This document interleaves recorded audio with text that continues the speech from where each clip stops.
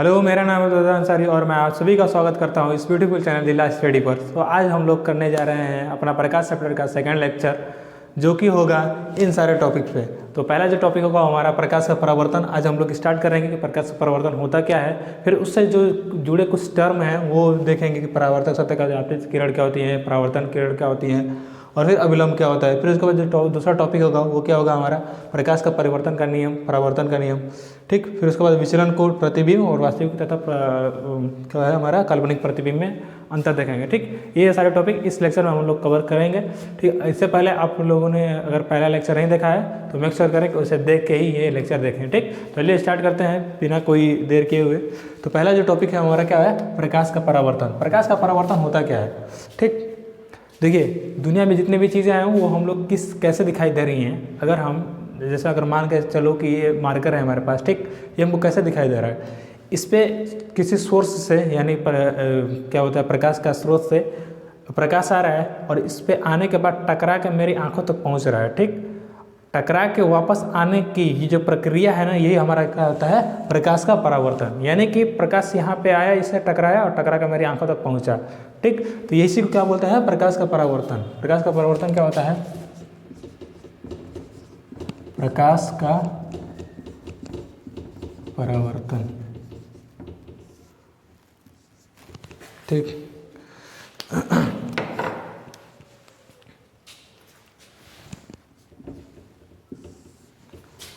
जब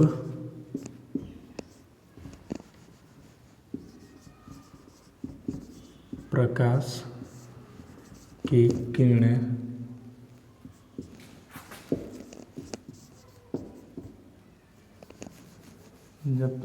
की किरणें किसी सतह से टकराकर वापस उसी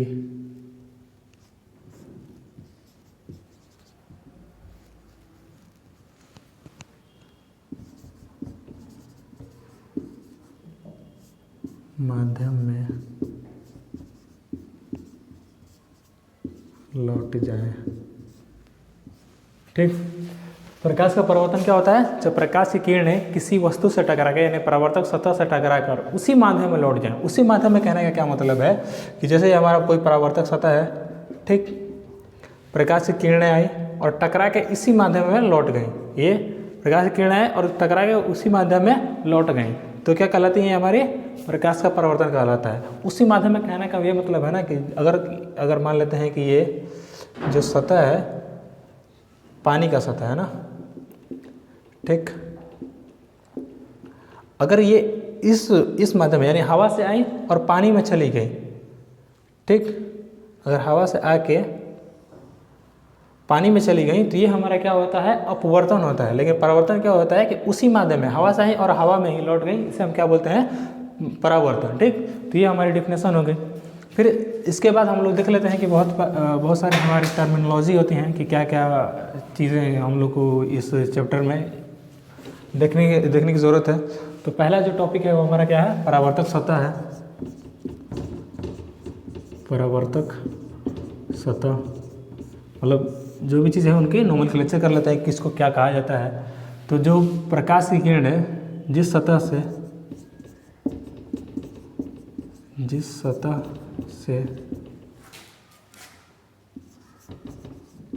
प्रकाश की किरणें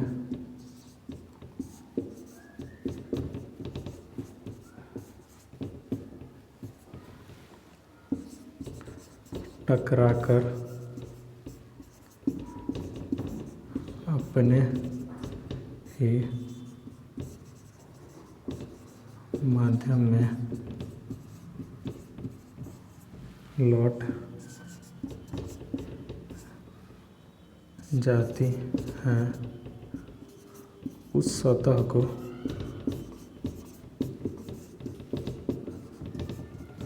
परावर्तक सतह कहते हैं। ठीक, क्या है हमारा परावर्तक सतह, जो जिस सतह से प्रकाश की किरणें टकरा कर वापस उसी माध्यम में लौट जाएं वो हमारी क्या होगी, परावर्तक सतह होंगी। समझा गया, वो कैसा कुछ भी हो सकता है, ये मार्कर है तो इससे भी प्रकाश की किरणें टकरा कर इसी माध्यम में लौट जा रही हैं, तो ये हमारा क्या हो सकता है, एक परावर्तक सतह हो सकता है। फिर उसके बाद देखते हैं आपतित किरण क्या होती हैं। आपतित किरण,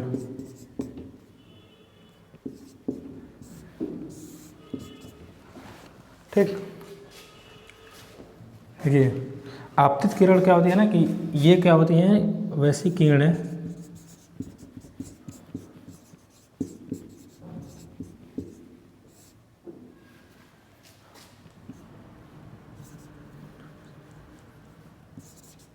जो किसी सतह तक, परावर्तक सतह तक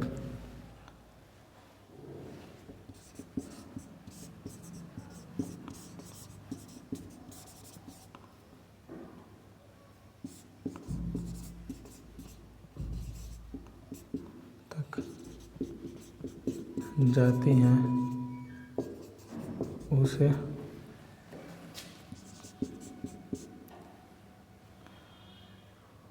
आपतित किरण कहते हैं।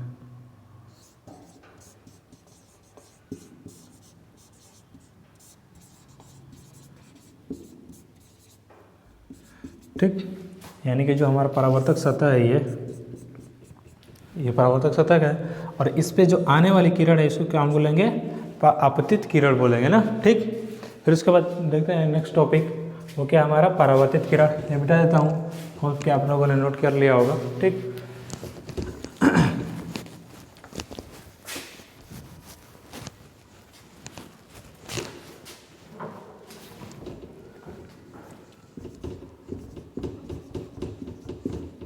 परावर्तित किरण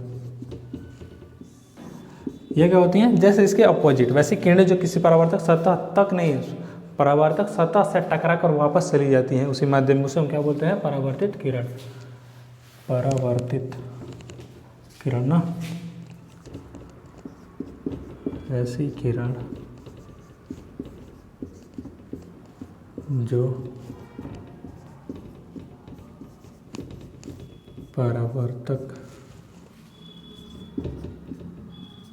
सतह से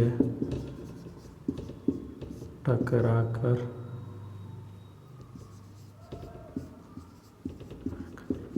उसी माध्यम में लौट जाए।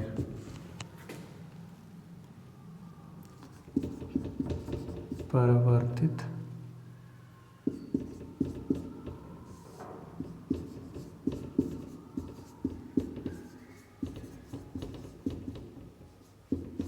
कहलाती है ना, वैसी किरण जो परावर्तक वैसी किरण जो परावर्तक सतह से टकराकर उसी माध्यम में लौट जाए उन्हें क्या बोलते हैं, परावर्तित किरण ना।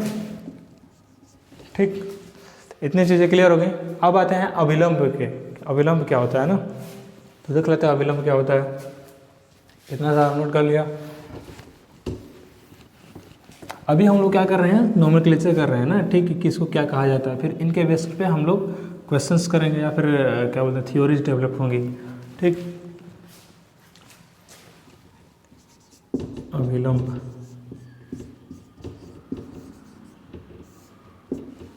ये क्या थी, सतह से टकरा के वापस चली जाए ना, इन्हें क्या बोलेंगे, परावर्तित किरण। ये हमारी क्या होती हैं, आपतित किरण।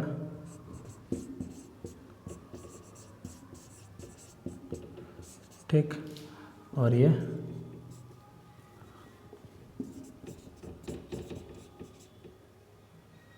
परावर्तित किरण। ठीक, ये चीज़ें हो गई। फिर आते हैं अभिलंब पे। ये क्या होता है, परावर्तक सतह पर, परावर्तक सतह पर, परावर्तक सतह के किसी बिंदु पर खींचा गया, किसी बिंदु पर खींचा गया लंबवत रेखा, लंबवत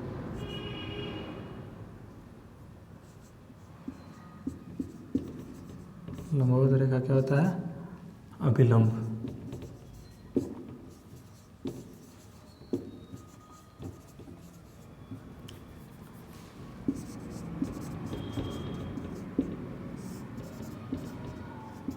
ठीक, ये हमारा परावर्तक सतह है। इसके लंबवत अगर हम कोई रेखा खींच दें तो क्या होता है? हमारा अभिलंब ना। ठीक, ये क्या है? हमारा अभिलंब। ठीक, इतनी चीज़ें क्लियर हो गई। फिर इसके बाद देखते हैं कि परावर्तन का नियम क्या होता है, प्रकाश का परावर्तन का नियम। पहले देख लेते हैं कि प्रकाश का परावर्तन क्या था हमारा।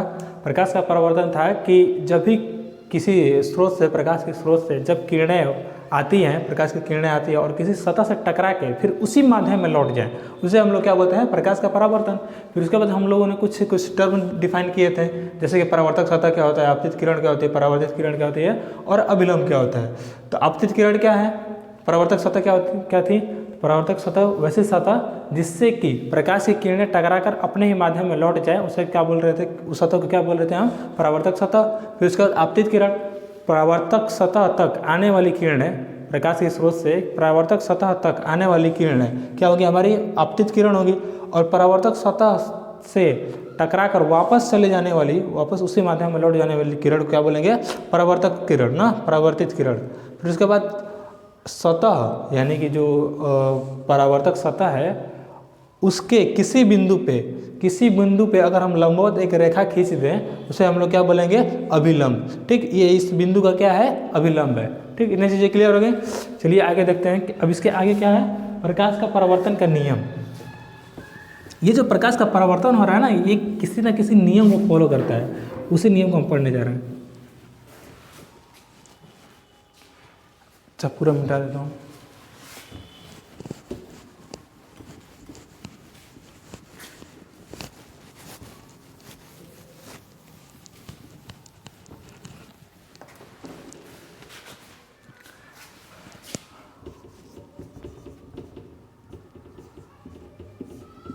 प्रकाश का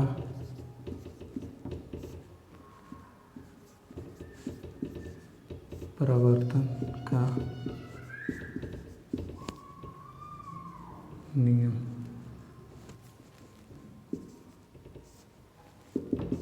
ठीक, प्रकाश का परावर्तन का नियम क्या होता है? ये क्या, यह कितनी है? प्रकाश का परावर्तन का नियम कितना है? तो 2 है ना।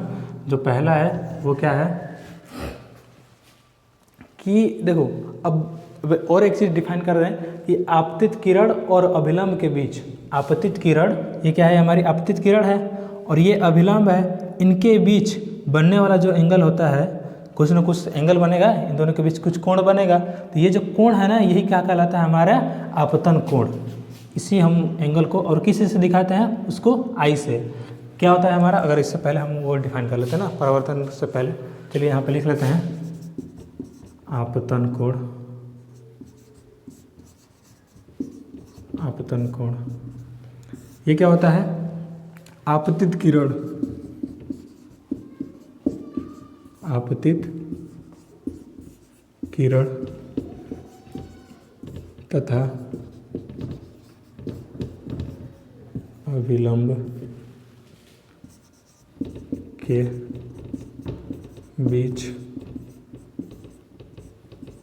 बनने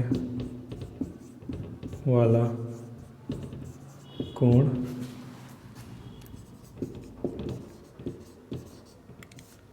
आपतन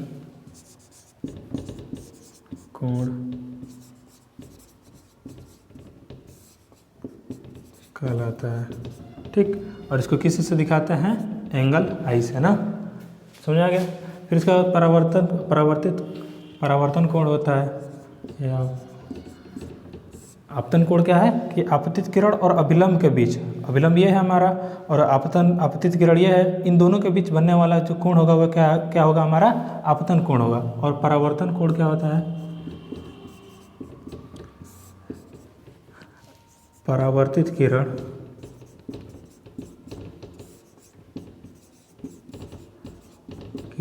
तथा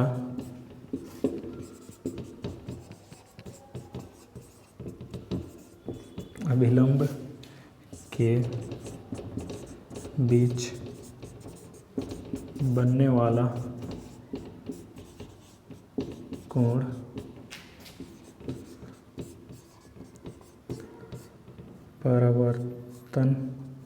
परावर्तन कोण होता है ना, परावर्तन कोण कहलाता है। ठीक, और इसको किस से डिनोट करते हैं? एंगल आर से ना, ऐसे करके दिखाते हैं। इसे हम लोग क्या बोलते हैं? परावर्तन कोण। और एंगल आई से आपतन कोण। ठीक, और इसी के बेसिस पे हमारा क्या है? प्रकाश का परावर्तन का नियम। प्रकाश का परावर्तन का नियम कितने हैं? तो 2 हैं। जो पहला है क्या है? वो जो आपतन कोण होता है, आपतन कोण यानी कि एंगल आई। ठीक, ये वाला जो एंगल होता है, और इसको हम किससे दिखाते हैं? आर से। तो आपतन कोण यानी कि एंगल आई, ये क्या होता है? तथा परावर्तन कोण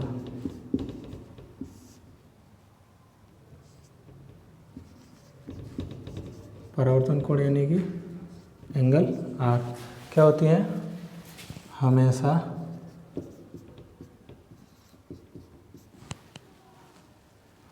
बराबर होती है।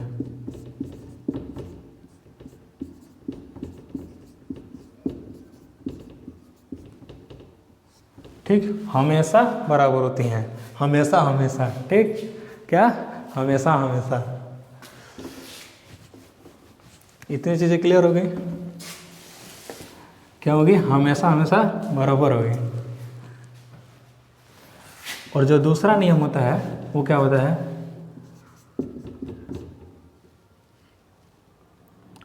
आपतित किरण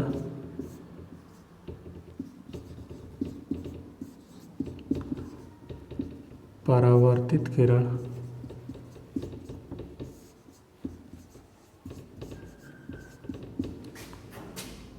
तथा अभिलंब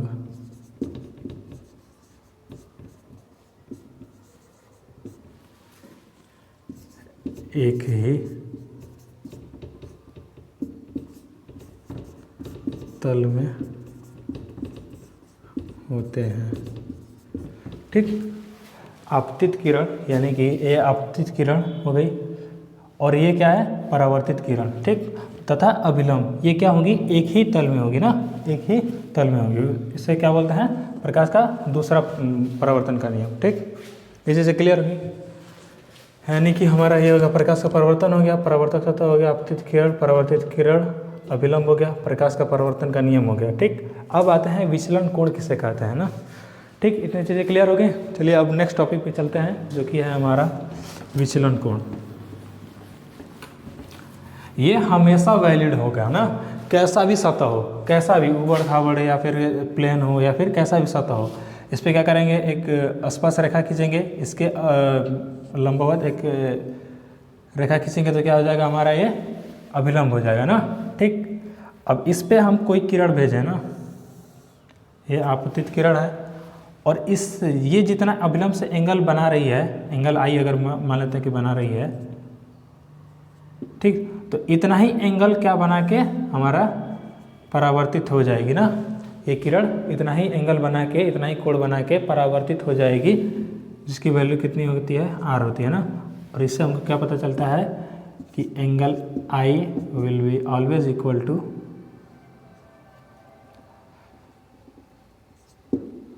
एंगल आर।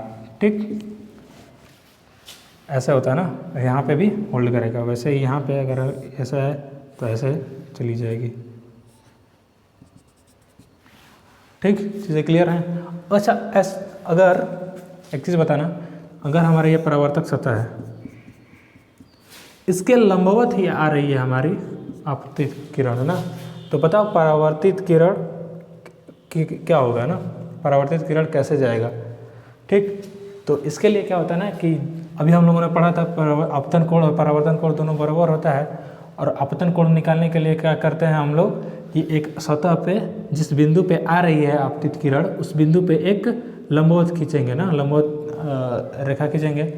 तो लंबवत अगर रेखा खींचते हैं तो इसी पे तो आ रही है, ये भी तो लंबवत ही आ रही थी, तो यही हो जाएगी, खुद यही हो जाएगी। तो आपतित किरण और लंबवत रेखा जो है अभिलंब, उसके बीच कितना एंगल है, तो यानी कि 0 है। तो इसी पे 0 एंगल अगर आपतन कोण है तो उतना ही कोण बना के निकलेगी तुम्हारी परावर्तित किरण ना। तो इसलिए दोनों के बीच जो एंगल हो जाएगा वो क्या हो जाएगा, 0। तो इसी पे आएगी, इसी पथ पे, और इसी पे लौट जाएगी परावर्तन के बाद। ठीक, इतनी चीज़ें क्लियर हैं। चलिए अब देखते हैं विचलन कोण क्या होता है।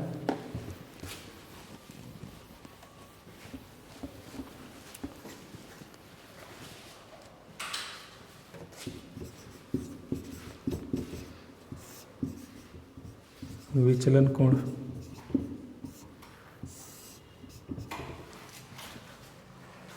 ठीक। विचलन कोण क्या होता है ना कि ये हमारा कोई सतह था, ये हमारा कोई सतह था, ठीक। अब ये क्या हो रही थी, अगर ये सतह नहीं होता, ये आपतित किरण आ रही थी, अगर ये सतह नहीं होता तो ऐसे निकल जाता, ठीक। लेकिन सतह होने की वजह से क्या हुई, ये परावर्तित हो गई। ठीक, समझ में आया। ये आपतित किरण आ रही थी, सतह होने की वजह से क्या हो गई, परावर्तित हो गई। अगर ये सतह नहीं होता तो किधर जाती, ऐसे जाती, लेकिन सतह होने की वजह से परावर्तित हो गई। तो इसी ये जो विचलन होता है ना, ये परावर्तित किरण जो है उनके, और ये जो हैं आपतित किरण, ये जो अगर रेखा खींचे हम तो ये क्या बन रहे, इधर अगर ये हम रेखा खींचते हैं तो कुछ ऐसा आएगा। तो इस रेखा और ये परावर्तित किरण जो है, इनके बीच जो बनने वाला एंगल होता है उसे क्या बोलते हैं, विचलन कोण, जिसको किसी से दिखाते हैं ऐसे डेल से ना, ऐसे डेल से दिखाते हैं, ठीक। इसे क्या बोलते हैं, विचलन कोण ना। तो अगर हम इसको लिखें,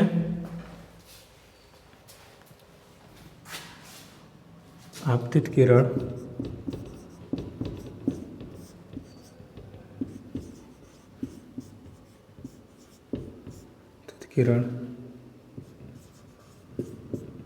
किसी सतह से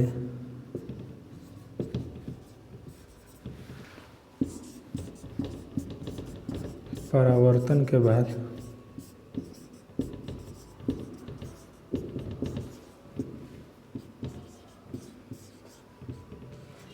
जितना अपने पथ से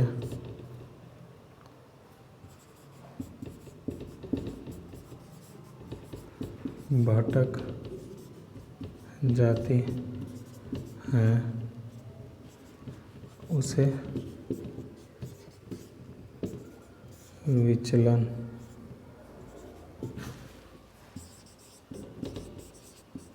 कोण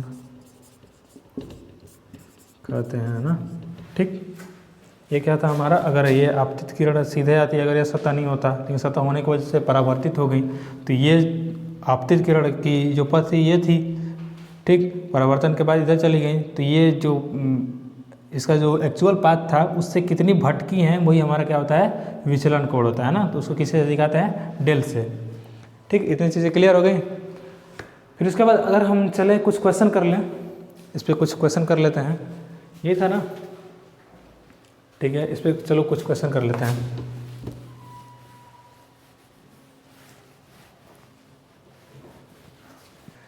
चलिए देखिए, एक क्वेश्चन कर लें इस पे, ठीक। ये क्या है, हमारा परावर्तक सतह है, ठीक। इस पे एक आपतित किरण आ रही है, सॉरी इधर हो गया है, ठीक, जो कि अभिलंब से मान लेते हैं कि 30 डिग्री का कोण बना रही है ना। तो हमको क्या पूछ रहा है, हमको क्वेश्चन में ये बताना है, यहाँ पे लिख लेते हैं जो जो दिया है, आपतन कोण कितना है, 30 डिग्री, ये है ना आपतित किरण और अभिलंब के बीच बनने वाला जो कोण होता है उसे क्या बोलते हैं, अपतन कोण। तो कितना है हमारे पास 30 डिग्री दिया है, इतना ही दिया है। पूछ रहा है कि विचलन कोण क्या होगा, विचलन कोण क्या होगा। ठीक, एंगल आई ये है तो पूछ रहा है डेल क्या होगा। ठीक, तो बनाइए। होप कि आप लोगों ने कोशिश कर लिया होगा। देखिए प्रकाश के परावर्तन जो है ना वो हमेशा हमेशा वैलिड होगा ना, हमेशा हमेशा। ठीक, आपकी कसमों वादों की तरह झूठा नहीं है, हमेशा हमेशा वैलिड होगा। ठीक, तो ये क्या है कि प्रकाश का परावर्तन का नियम यहाँ पे कैसे हम लगाएंगे। अगर ये हमारा सीधा जाता, अपने ही पथ पे जाता तो ये रास्ता होता है, लेकिन ये विचलित हो जाती है ना। प्रकाश का परावर्तन का नियम, अरे परावर्तन के बाद क्या होती है, ये अपने पथ से विचलित हो जाती हैं। और इसी विचलित जो होती हैं, जितनी ज़्यादा विचलित मतलब जो क्या है हमारा आपतित किरण किसी सतह से परावर्तन के बाद जितना अपने पथ से भटक जाती है ना, कितना भटक गया, इसी को हम क्या बोल रहे थे, विचलन कोण। तो ये जो भटका है इसको हम कैसे निकाल सकते हैं। अगर ये सीधा सीधा आधा तो कितना एंगल बनाता है, ये 180 डिग्री। सुना रहा है, एक हमारे पास रेखा का जो कोण होता है ये कितना होता है, 180 डिग्री। ठीक, इतना हमको पता है। और एक चीज़ क्या हमको पता है कि प्रकाश का परावर्तन के नियम से हम जानते हैं कि जितना आपतन कोण होता है उतना ही क्या होता है हमारे पास, परावर्तन कोण होता है। तो इसकी वजह से हम ये भी लिख सकते हैं क्या, एंगल आई, ये हमको पता है ना प्रकाश का परावर्तन के पहले नियम से, एंगल आई क्या होता है, एंगल आर के बराबर होता है। ठीक तो उसके बाद हम लोग क्या लिख सकते हैं, ये चीज़ें हो गई। फिर उसके बाद हमारे पास एक और चीज़ पता है और क्या पता है, ये पता है। ठीक, कि ये जो होता है एक रेखा का जो एंगल बनाती है कितनी होती है, 180 डिग्री एक रेखा ना। तो ये अगर इतना पूरा आ जाता है इसको क्या बोलेंगे, सीधा सीधा आ जाता है तो 180 डिग्री। ठीक, क्या देख रहे थे कि एंगल आई जो होता है एंगल आर के बराबर होता है। यह कहाँ से हमको मिला, प्रकाश का परावर्तन के पहले नियम से। ठीक, इतनी चीज़ें क्लियर हुई। और एक जो रेखा होती है, सीधी रेखा होती है, वो क्या कितना एंगल बनाती है, 180 डिग्री का। तो ऐसे हम कर सकते हैं क्या, ये और ये, और हमको यही तो पता करना है, और ये पता है, समझ रहे हो, ये पता है और ये हमको निकालना है। ठीक, और ये पूरा कितना है, 180 डिग्री। तो इन दोनों को जोड़ देंगे तो ये हमारा, और इसमें से घटा देंगे पूरे में से, ये पूरा कितना है 180 डिग्री, और ये हमको पता करनी है, और ये पता है। तो ठीक, ये जोड़ के ये से माइनस कर देंगे तो ये आ जाएगा हमारा ये वाला। तो चलिए करते हैं वही, angle I plus angle R कितने में से माइनस करना है, पूरा कितना है 180 में से अगर हम ये पूरा माइनस कर दें तो क्या आ जाएगा, हमारा डेल आ जाएगा। क्या बोलते हो पब्लिक, इतना आ जाएगा कि नहीं। ठीक, अब इसमें से चलिए हम निकालते हैं, ये हमारा कितना है एंगल आई, अगर हम यहाँ पे लिख लें एंगल आई कितना है हमारे पास दिया हुआ 30 डिग्री है, यानी कि 180 माइनस 30 डिग्री। और एक चीज़ देखो, एंगल आर हमको बताना है, तो जैसे कि हमको पहले नियम, प्रकाश का परावर्तन के पहले नियम से पता है कि एंगल आई होता है क्या, एंगल आर के बराबर। ठीक, तो 30 ये है तो ये भी 30 हो जाएगा क्या। ठीक, बस हो गया हमारा। और ये कितना है, डेल के बराबर है। ठीक, विचलन कोण के बराबर है। तो ये क्या हो जाएगा हमारा विचलन कोण, 180 माइनस 30 60, यानी कि कितना हो जाएगा 120। ये हमारा क्या हो गया, विचलन कोण निकल गया। ठीक, इतनी चीज़ों में क्या कुछ ऑब्जर्व हुआ, और ये हमेशा वैलिड होगा ना, जब भी आपतन कोण होगा वो क्या होगा, परावर्तन कोण के बराबर होगा। और हमारे पास देखो अभी और क्या क्या खिला सकता है, इससे पहले एक चीज़ हम लोग देख लेते हैं कि ये जो डेल आई आया है, ये जो डेल आया है वो क्या आया है, ये क्या हम लिख सकते हैं इसको, 30 डिग्री था हमारा क्या आपतन कोण, 30 डिग्री था, उसका दोगुना हमेशा हो जा रहा था, दोगुना करके माइनस कर दे रहे थे हम लोग। 180 में से हमारा क्या आ रहा है, डेल आ रहा है। तो यहाँ से एक हम फॉर्मूला लिख सकते हैं क्या, कि डेल बराबर 180 माइनस 2 एंगल आई। ठीक, इसको नोट कर लो। ठीक, ये हमारा हो जाता है एक फार्मूला विचलन कोण का ना। वैसे फार्मूला का एक तो ऑब्जर्वेशन है, मतलब आसानी से जल्दी से निकालने के लिए ये हम यूज़ कर सकते हैं ना। ठीक, चलिए एक और क्वेश्चन कर लेते हैं, और देखिए क्या क्या घुमा सकता है ना क्वेश्चन में। ये फॉर्मूला नोट कर लो, बहुत बहुत इंपॉर्टेंट है ना।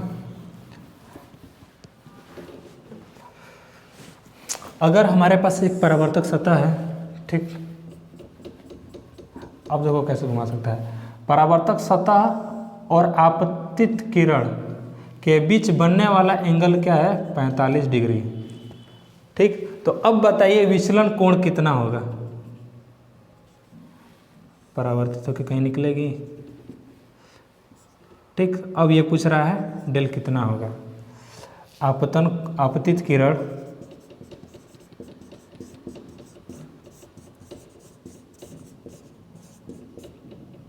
किरण और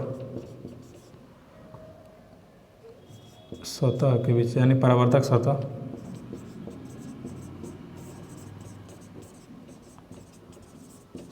के बीच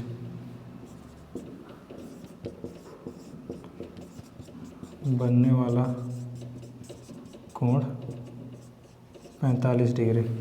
ठीक, हमको क्या बताना है? विचलन कोण।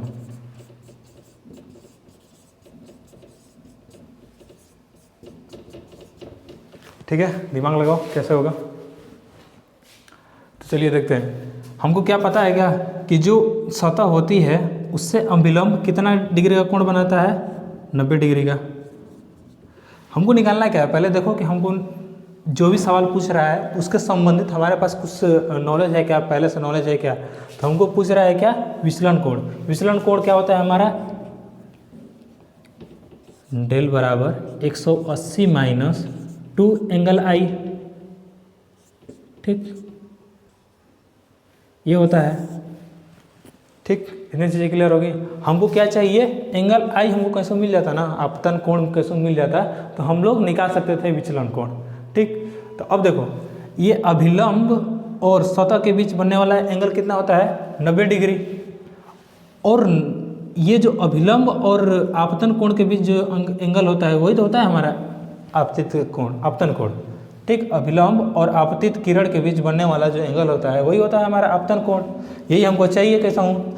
और इन दोनों के बीच, इन दोनों को अगर जोड़ दे तो हमारा 90 आना चाहिए, क्योंकि ये आपतन कोण, ये आपतित किरण और सतह के बीच बनने वाला 45 डिग्री है। और इसमें प्लस आई कर दे तो हमारा 90 के बराबर आना चाहिए, क्योंकि ये जो अभिलंब होता है वो सतह से कितना डिग्री का एंगल बनाता है? वो 90 डिग्री का। तो 90 बराबर, यानी कि ये अभिलंब ये पूरा जो होगा किसके बराबर होगा? इसके और इसके बराबर होगा, इन दोनों को जोड़ने के बराबर होगा। तो एंगल आई प्लस 45 होगा ना। ठीक, अब एंगल आई हमको निकालना है, तो angle I will be equal to क्या हो जाएगा? 90 माइनस 45। तो यहाँ से एंगल आई कितना हो गया? 45 डिग्री।